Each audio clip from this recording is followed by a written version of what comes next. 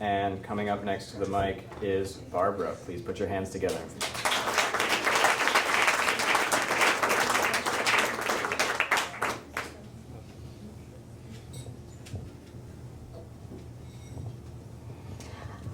Yes?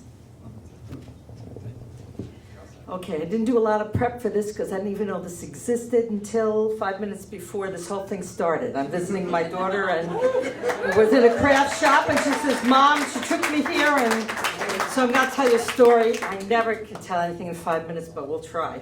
True story, December 1994.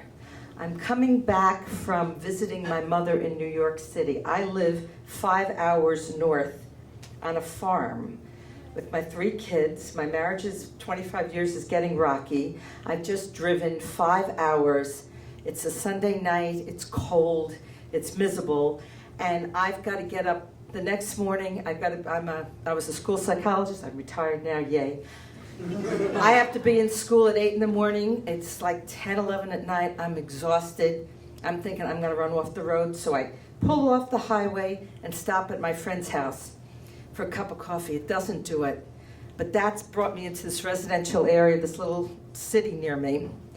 I'm going back on the highway. I run over a curve and blow a tire. Right? I mean, I really need this, right? I was not in a good mood. I'm looking, I have AAA, no cell phone. This is 1994. And I look and there's a door. I don't know why I chose that door. I knocked on the door and I said, this lady comes to the door. I said, look, my car just blew a tire. Can I call AAA from your phone? And she says, okay, you can stay in my house until they come. So she shows me this little bench. I'm sitting in her house. I'm in sort of the entryway. On one side is the kitchen, the other side is the living room, and I'm sitting there in a foul mood, not wanting to talk to anybody.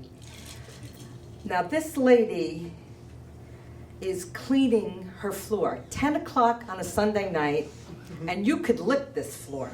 It is a clean. I'm saying something's wrong here. I don't care. All I want to do is get in the car. I was a counselor by trade, but I wasn't plying my trade at that point. I just wanted to go home and go to bed. My mouth had a motor of its own, trying to talk to this lady. The lady didn't want to talk to me. I'm saying, Barbara, shut up. She doesn't want to talk to you. You don't want to talk to her. Leave her alone. This went on. The more I tried to talk to her, the more she didn't. The more she didn't, the more I said, who cares, Barbara? Leave her alone.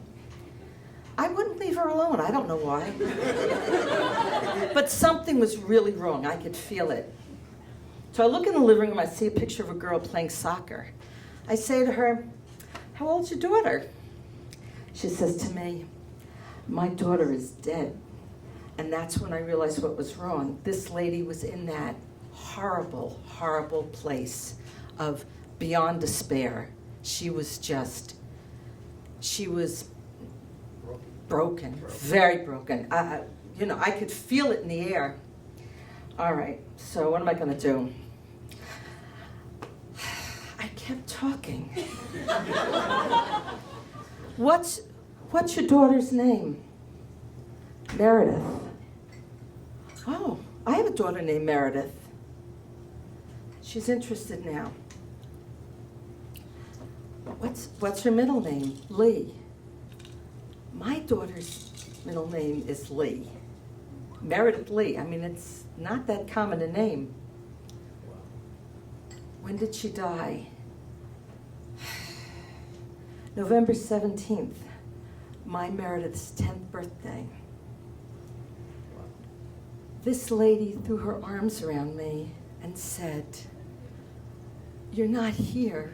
This isn't an accident. How could it be, right? I was the grumpy angel who was sent to heal this lady's despair. True story. Isn't that wonderful? So someone's got to be, what are the odds, right? There you go. That's the story.